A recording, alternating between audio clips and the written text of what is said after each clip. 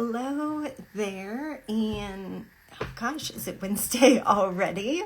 I am so excited to talk to you on this topic of sensory training in functional neurologic disorders. If we haven't met, my name is Julie Hirschberg. I am a neurologic physical therapist.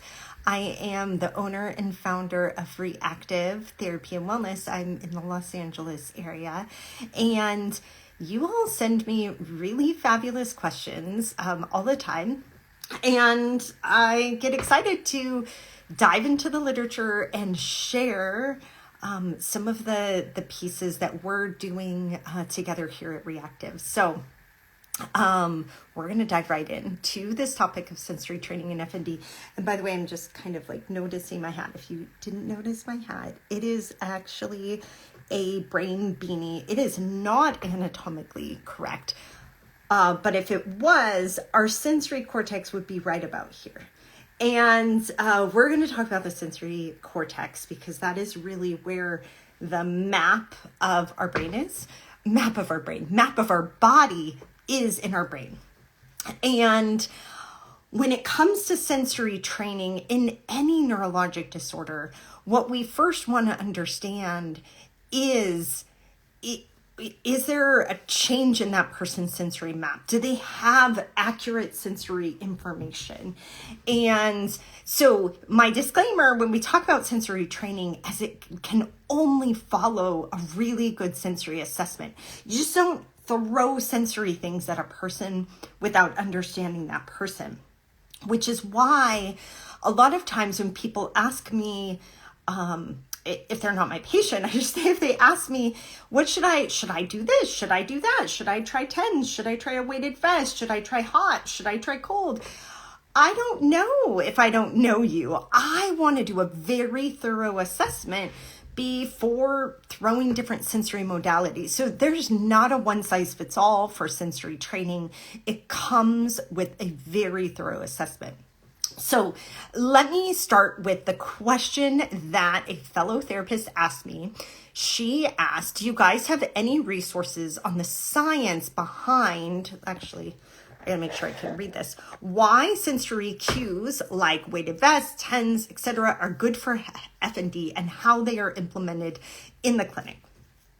I love a good question that is asking me about the science because I honestly would not want to do anything assessment or treatment wise without understanding why. I'm one of those annoying people like a toddler who is constantly asking why. So I love this question because you also are asking why. You also don't want to just be like throwing sensory things at a person.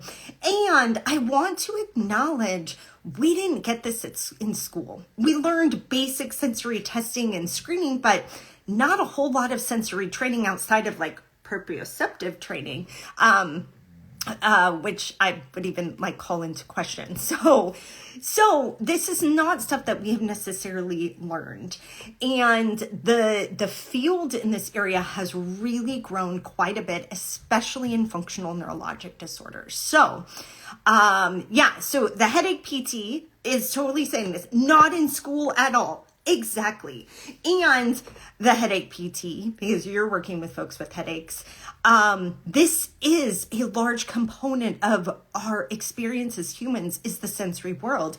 And it's a component of headache. I happen to have a family of folks with migraines, and our sensory systems and how they're regulated throughout the day and the input are a huge component of those headaches. And so here's a big component of what is contributing to the largest neurologic disorder in the world, and which is headache and pain, and we didn't learn about it. Oh my gosh, we have so much to learn.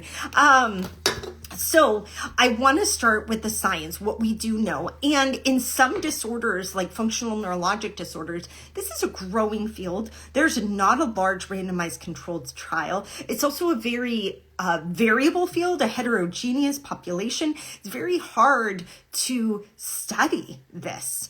So I'm going to give you what is known. I mean, not everything, but I'm going to give you my top. And when this person asked me this question, I was like so excited. I was like, there's this study and there's this study. I censored like 3 or 4. I'm going to hit on my top 3 today. I'll put them in our newsletter. So if you're a clinician, get on there at reactiveeducation.com. If you're a patient, get on there at reactivept.com. And yes, as the headache PT says, lots of sensory processing treatments in migraine. Yes. So actually, great segue. Let's talk about sensory processing. So I want to start with this article by my great colleagues, and I feel so lucky. I'm going to call them friends, the folks at Mass General Hospital, the occupational therapy group there. They did a study looking at just that, sensory processing difficulties in functional neurologic disorder. And I had the privilege to be able to work with the OT group and present with them last year at CSM, our annual physical therapy conference. And they came, so Jessica Ranford and Julie McLean, the first 2 authors on this study, came to our Brain Bites group to share about the sensory processing and sensory modulation as a treatment in functional neurologic disorders. This is a huge area of expertise of occupational therapists, but I don't think it needs to only be OT. I think physical therapists, speech therapists, psychologists end up really learning and bringing this into treatment, especially with some of the complex conditions that are better understood when you look at it through a sensory lens. So let me tell you about this study. It was from 2020, and they did a retrospective review. I think it was 44 patients, and they looked at the adolescent and adult sensory profile. So my number one piece of advice to get started from an assessment standpoint is you should be doing a sensory profile. If you are a patient, you should do a sensory profile. You should have somebody do it with you and help you understand how your sensory system works. I can't even tell you how helpful this is. It might be one of the most helpful things. I'm sorry, I'm probably talking fast because I get so excited about this. So they looked at 44 people with functional neurologic disorders and looked at this adolescent and adult sensory profile, primarily because they're not pediatrics. I will tell you the sensory profile, and even looking at sensory processing, this is like, if you're in pediatrics, you're like, this is not new. But if you're working in adult or adult neuro, you're not doing that. It's just not being done enough. We should be doing it. And thank you to our pediatric colleagues for bringing this to us. At Reactive, we see both kids and adults. So we might do the one for kids, or the one for adolescents and adults. So what they found is, compared to normative data for the sensory profile, that people with functional neurologic disorders had sensory processing tendencies that were more, so when you do the sensory profile, you get these tendencies in your, that come up through looking at different ways a person might process sensory information. The tendencies in people with FND were low registration. So a low, I'm just going to say the word again. I'm trying to think of another word. Low registration, meaning less registration of sensory information. This becomes very important for treatment. So low registration, sensory sensitivity, and sensation avoiding. If you have a functional neurologic disorder, you're like, yeah, no kidding. I definitely have sensitivities for different sensations. I might avoid sensations because they trigger my symptoms. And you may or may not have low registration. So I want to say, by the way, this was not a huge sample, 44 people. This doesn't mean all people with FND have these profiles. So this is where you need to do the sensory profile to see what a person has. Because if they are sensory sensitive, you're going to treat that very different than somebody who's sensory seeking.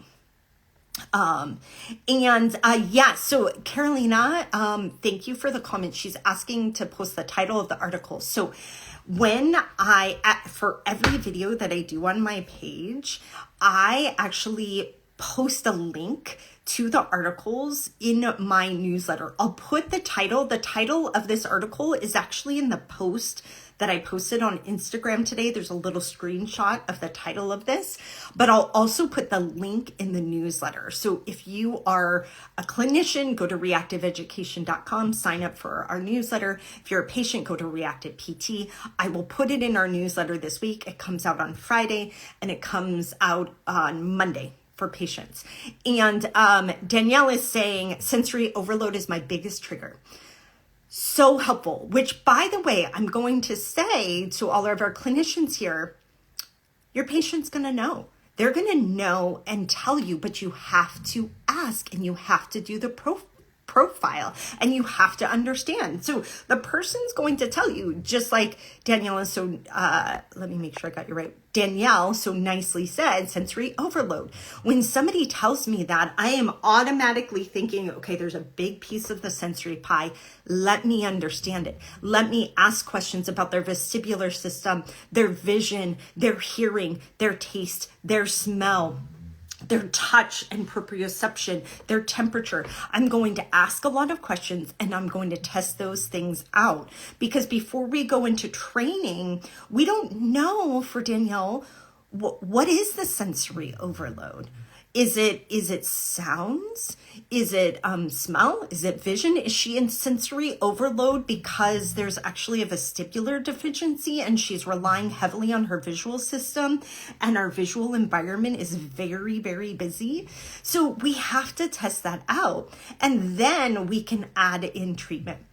So the bottom line from this lovely study, it was called Sensory Processing Difficulties in Functional Neurologic Disorders, was getting at there are sensory processing difficulties. This is a thing in functional neurologic disorders. We better be testing it and then treating it, which is the next study. So I'm going to hop ahead to a treatment study because it was from the same group. I love this study. And actually it was Jessica Ranford, Julie McLean. Again, clinicians, if you're in our Brain Bites group, they did a special session for us and outlined this whole treatment methodology for sensory modulation.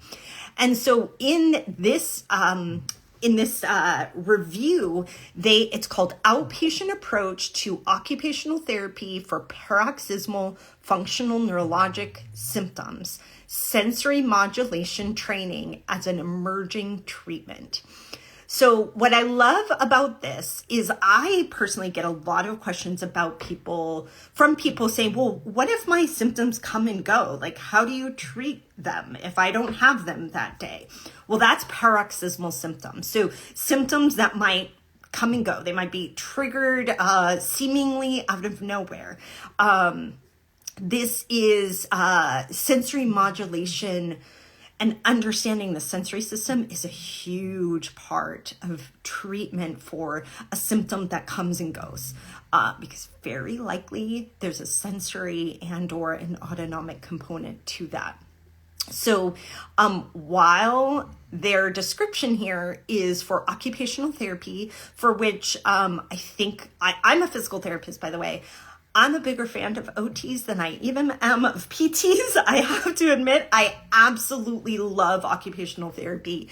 And I think this paper and this approach really outlines why it's a very holistic and whole person approach. Now, I would say at Reactive, that's kind of our approach to everything. So our physical therapists are like that as well. But I think every PT should have a little OT in them. Every speech therapist should have a little OT in them. Every psychologist.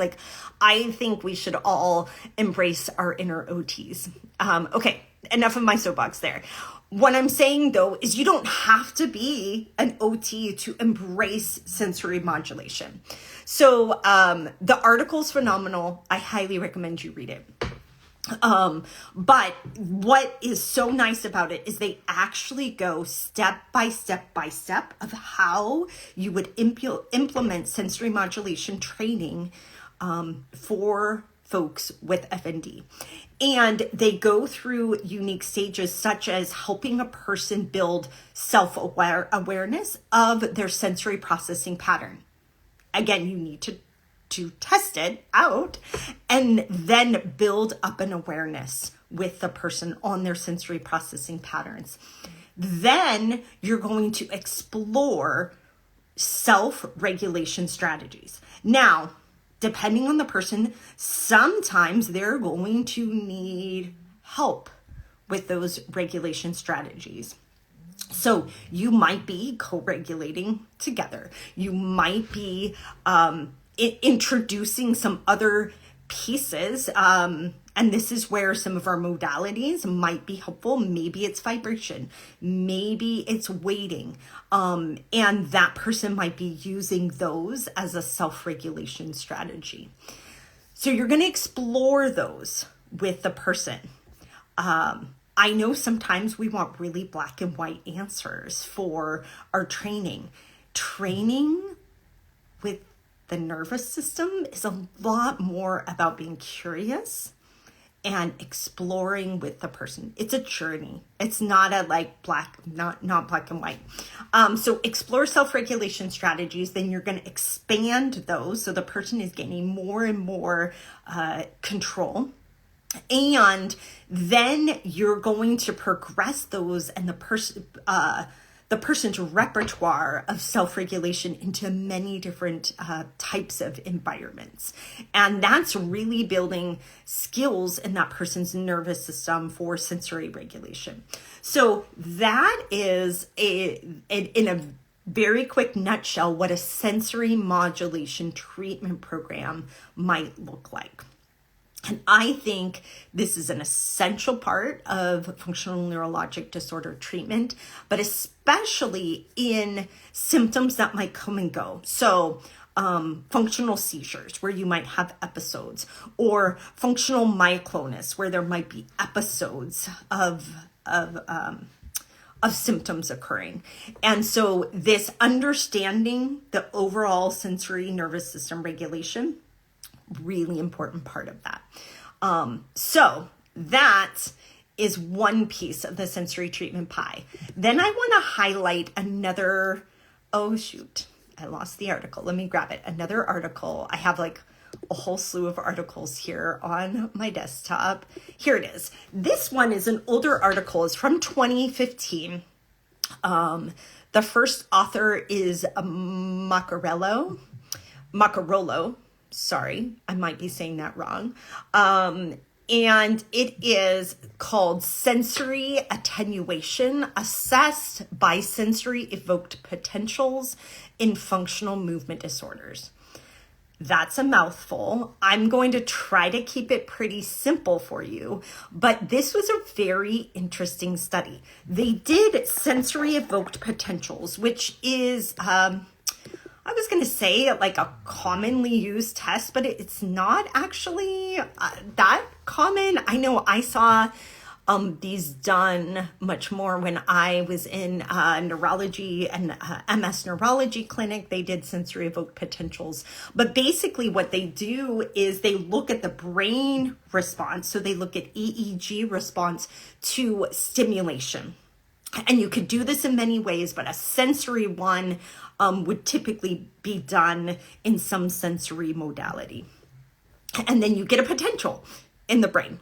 Isn't that cool? It's really cool how the brain and sensory systems work. So you do a sensory stimulus, you get a change, you get an action potential to the brain, and you can measure that. So what's really interesting was kind of why they looked at sensory evoked potentials. And it's this idea of sensory attenuation. I think most people will relate to this. Sensory attenuation is kind of that phenomenon in our body that there is actually a different perception to self-touch than to other touch. So if I put my hands right here as I'm breathing, it feels much different to me than if somebody else put their hands on me. The most common thing that I think people can relate to is the idea that you can't tickle yourself, right? So somebody else could tickle you, but you can't tickle yourself. And that is sensory attenuation. So typically, stimuli that are self-generated, so touching myself, they are associated with less intensity of the stimulus. That's a normal response. This idea of sensory attenuation, how we're perceiving our sensation, is also a characteristic of how we understand voluntary movement. So one of the reasons they did this study is that in folks with FND who do not have a sensation of voluntarily being able to control movements, this might be measured by this idea of sensory attenuation. Maybe they actually have less sensory attenuation and therefore have a lack of a sense of agency over movement. I know that's a little complicated. Even as I was reading this, I was like, wait, let me read that again. Am I understanding this? I find this really fascinating because it's kind of getting to what's the underlying sensory issue here. Because when you, with somebody with functional neurologic disorders, it's not like you go in like you learned in physical therapy school and test all the dermatomes and test vibration and test sharp dull, and the person has a typical loss, like a dermatomal loss or a peripheral nerve pattern loss or a hemispheric loss. They don't, but they do have an impaired sense of sensation. Not everybody, by the way. This is some folks with functional neurologic disorders. Sometimes that impaired sense is something like a higher order sensation, so graphesthesia, stereognosis, so it's more integrative function of sensation.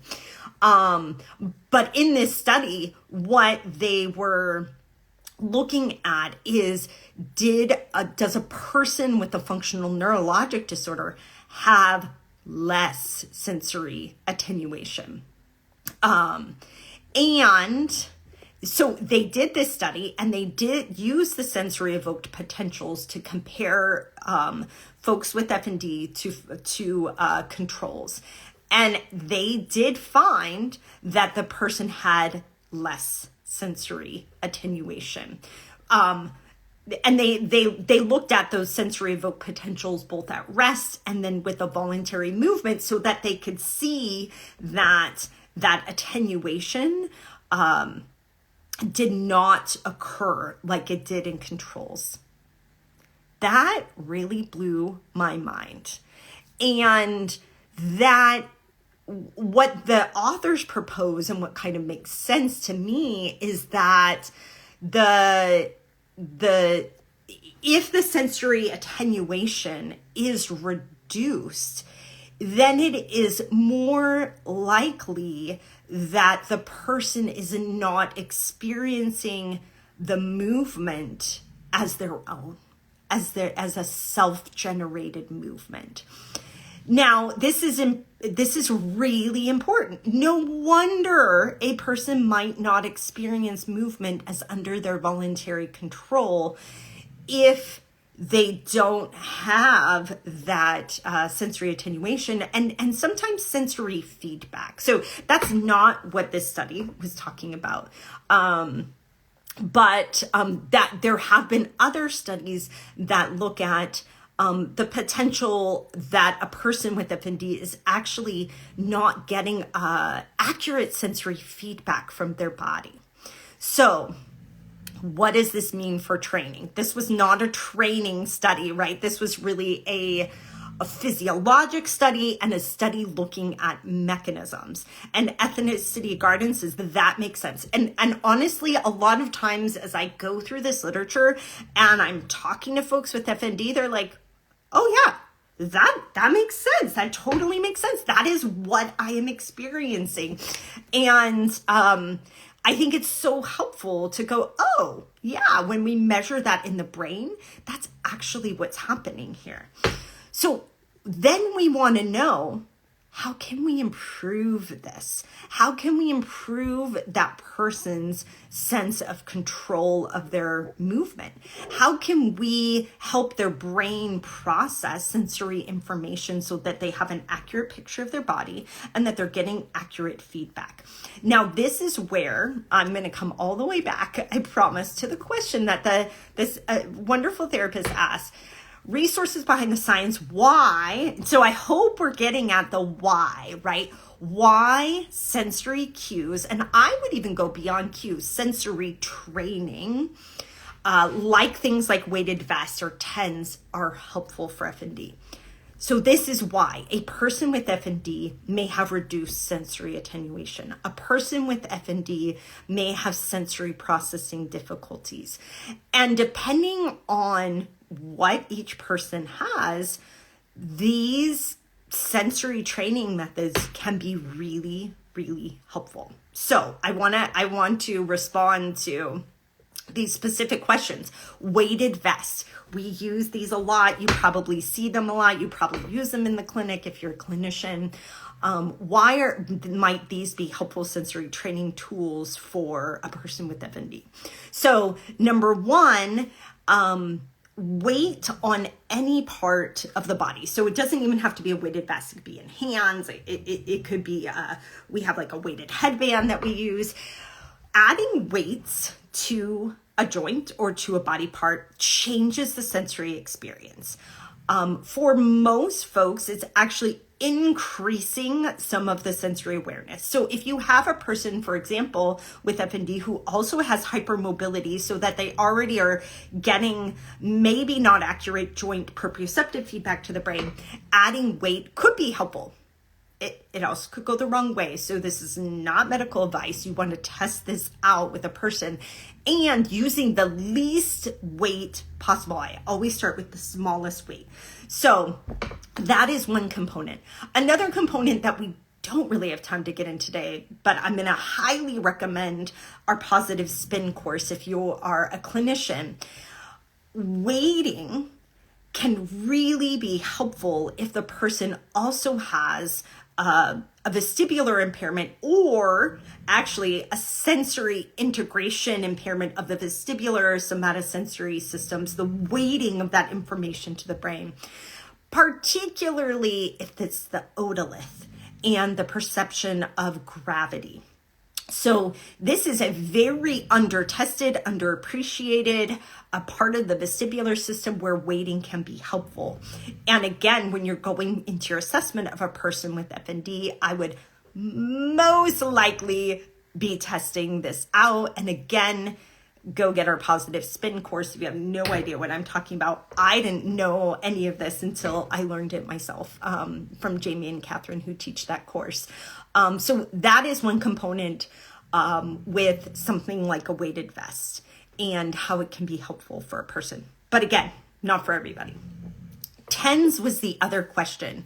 Now, TENS is not actually something I use a lot in functional neurologic disorders. I do like using it in dystonia, and there is some literature in dystonia where it is helpful to put TENS on the dystonic muscle because it changes the sensory feedback to the brain from that muscle.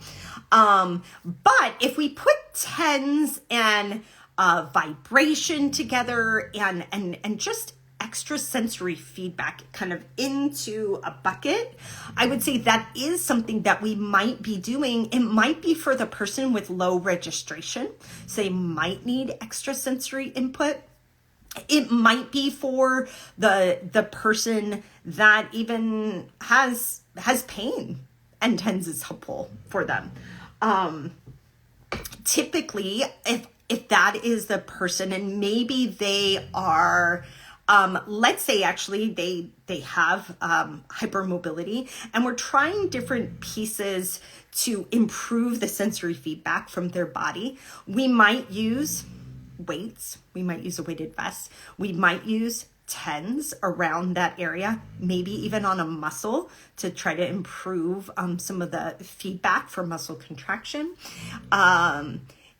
It might be compression. So I love compression a lot for folks, maybe again with low registration, but also again for somebody with a proprioceptive deficit. The win-win-win with compression is that we can also get autonomic support. So like an abdominal binder might also help increase blood flow to the brain. That's a win if you have postural orthostatic tachycardic syndrome and need more blood flow to the brain. Or if you just have some orthostatic intolerance or low blood pressure, can be really, really helpful. So compression, whether that's abdominal binders or ACE wraps, or I like a good compression leggings, Spanx, anything like that. Those can all be other forms of sensory training. And again, what we're actually doing is training the sensory system. So we're not just giving, excuse me, a temporary fix or just a simple cue. We're going to actually train the sensory system by changing the input. Another thing that we shared earlier this week, Ava, our movement disorder fellow at our clinic, created this great reel with temperature regulation.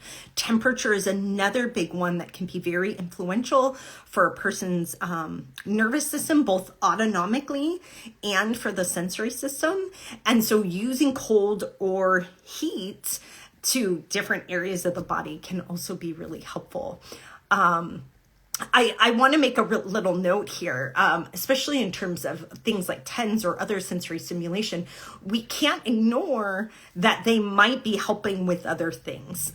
So for example, I recently got a TENS ear clip to try out as a vagus nerve stimulation.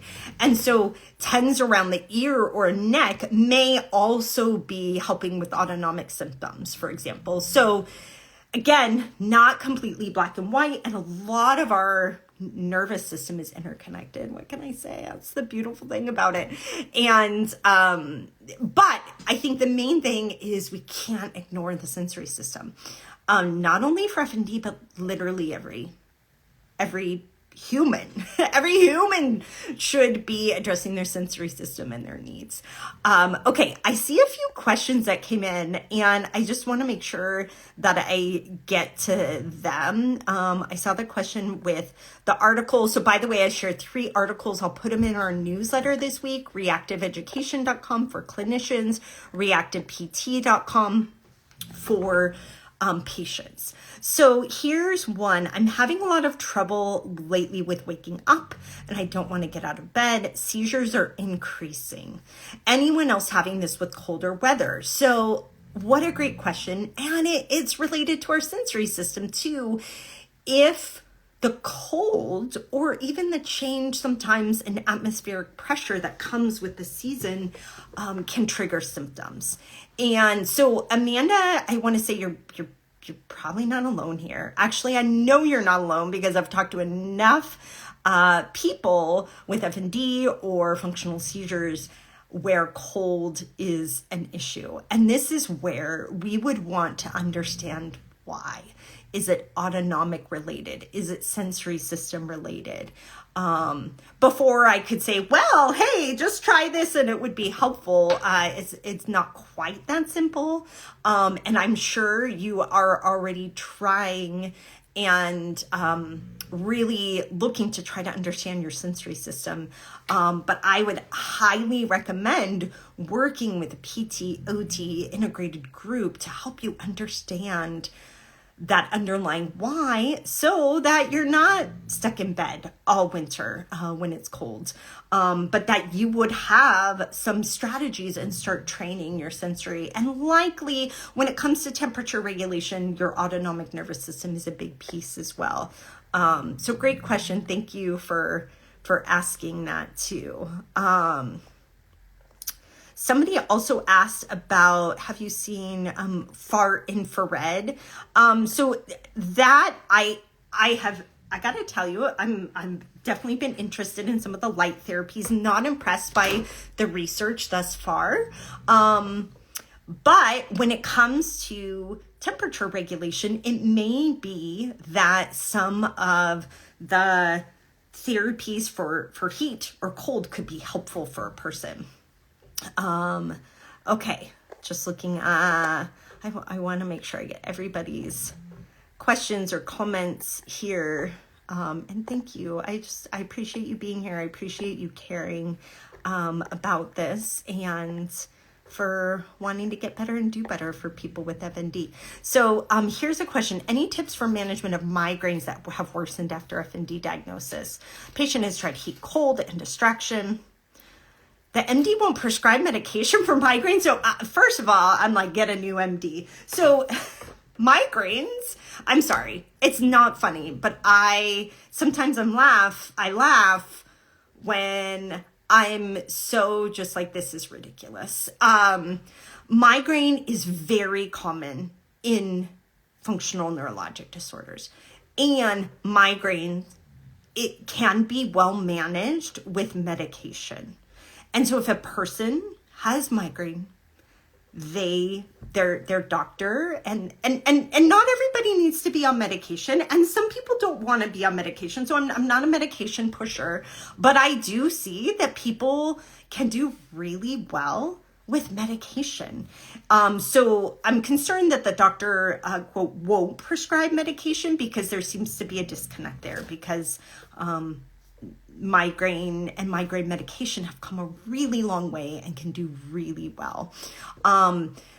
What I do see, functional neurologic disorders and migraine symptoms go hand in hand. When one is worse, the other is worse. And it's not surprising. There's a lot of overlap when it comes to nervous system regulation, that migraine can be triggered and FND symptoms can be triggered. So that I'm going to be very, very honest. What we talked about today, I would highly recommend that OT article with the sensory modulation treatment, and really look into, with this person, what is their sensory profile? What does their sensory system look like? What are some of the lifestyle pieces that are maybe contributing to, and when I say lifestyle, I mean sleep, diet, exercise, all of those pieces that can contribute to both migraine and to functional neurologic disorder symptoms.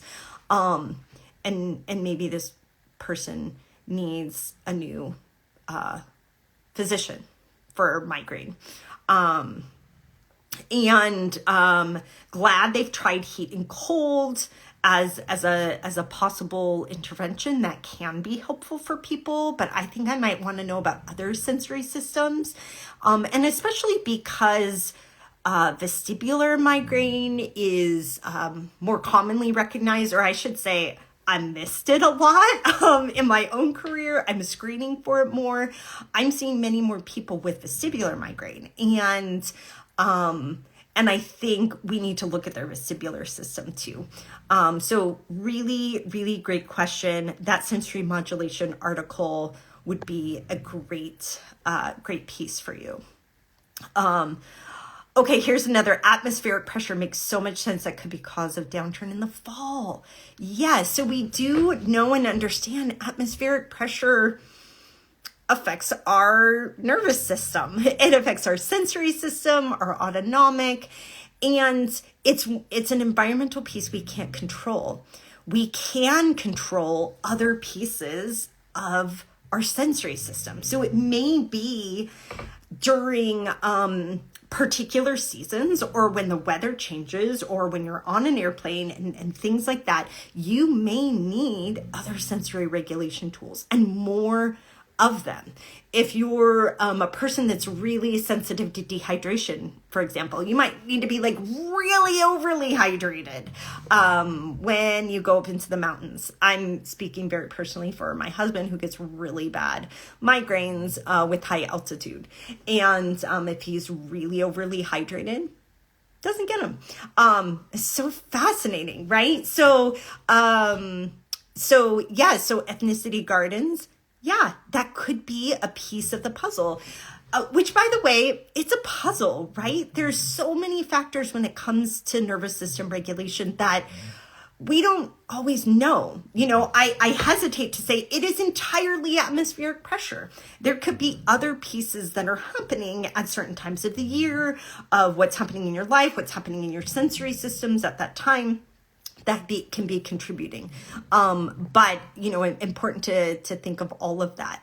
The fall where you live in colder climates affects so many. This is what this beautiful brain, I love that name, by the way. I just love the brain. Hot summers. Yes. So it doesn't mean that you are destined to be living on the whim of every season. It just means that it would be helpful to understand what your sensory system is functioning like, what it needs, what your autonomic nervous system needs, what extra lifestyle pieces you need during those seasons so that you can live your best life even when things are completely out of your control, like the weather.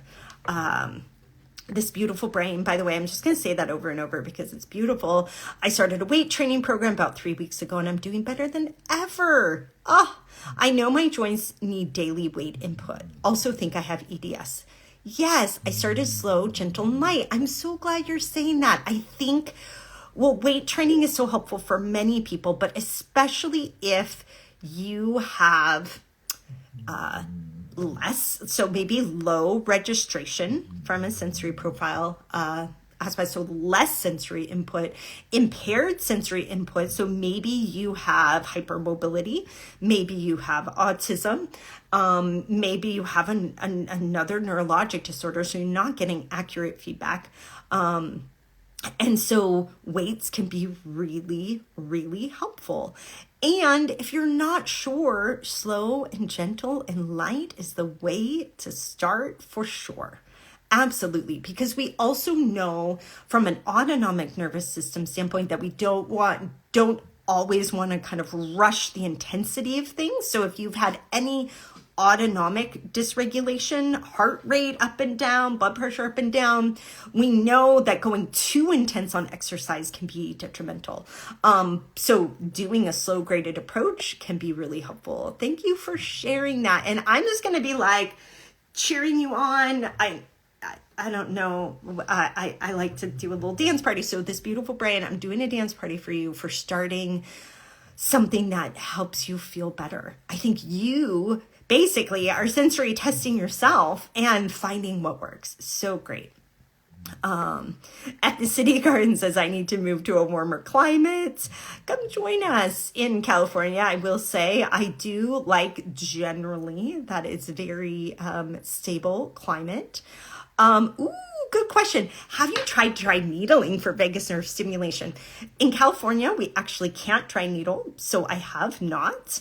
But I'll tell you, one of my colleagues at Reactive, Natalie, she directs our stroke program. She's working with the group that's doing implantable vagus nerve stimulation for people post-stroke. And she and I just started talking and we were looking, there are like 1 million devices out now for vagus nerve stimulation. They're all like $1 million. I mean, not really. They're like $600 to $1,000, which is too much money. And so we were just talking about it and we're like, well, what about these like ear clips? And we could get an ear clip for like $15 and do vagus nerve stimulation on the ear. And we're just like, well, let's try it for ourselves first. I always like self-test, self-guinea pig on things. So I haven't tried dry needling, but the same kind of idea. We just don't know yet. We do have science for vagus nerve stimulation in several disorders, including stroke. I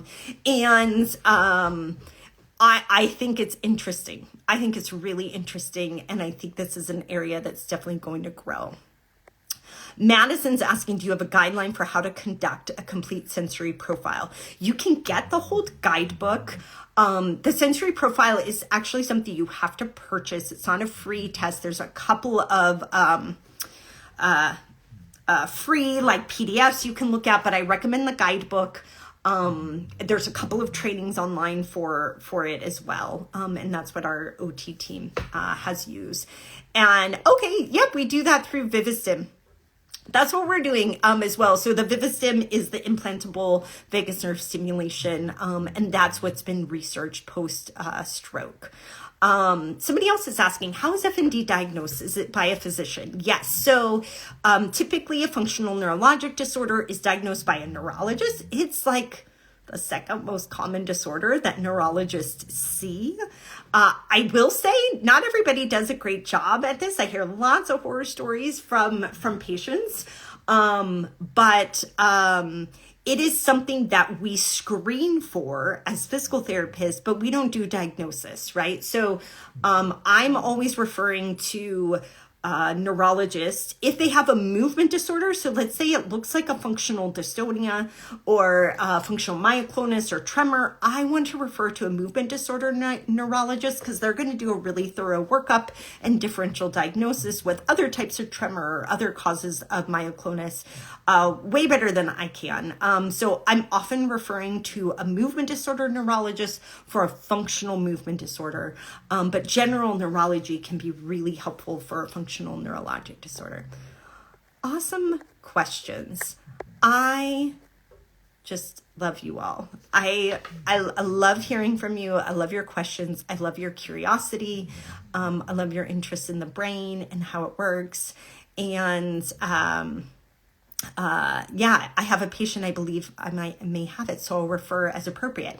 Great. I'm so glad because you're an amazing therapist to refer them. And I will say it's helpful to build a network of neurologists or other healthcare providers that understand FND. And I say that because a lot of folks with some of these misunderstood conditions have really been traumatized by our healthcare system. They've been told it's in your head. They've been told it's not even real. You're faking it. You're making it up. If I just snapped my fingers, you should be done with this seizure already. You need to just get up and get out of this hospital bed. I'm not even making these things up. This is what I talk to people all of the time. I talk to our patients. These are the things they hear. And it's terrible. Nobody should have to go through that. So I will say I'm very careful about where and to who I might refer somebody to, because I want them to go to a person that listens to the whole story, that understands it, that is not just going to assume every symptom is a functional symptom, because that's the other thing that can happen when a person might have a complex comorbid, lots of other conditions that are not FND, and getting the right team and treatment on board for that. And that's not easy to find. It's not easy to find, but I will tell you it's growing. I talked to a wonderful physician just a couple weeks ago who was so amazing. And I was like, oh my gosh. And there was a neuro-oncologist. Oh my gosh, I have another great place to refer people.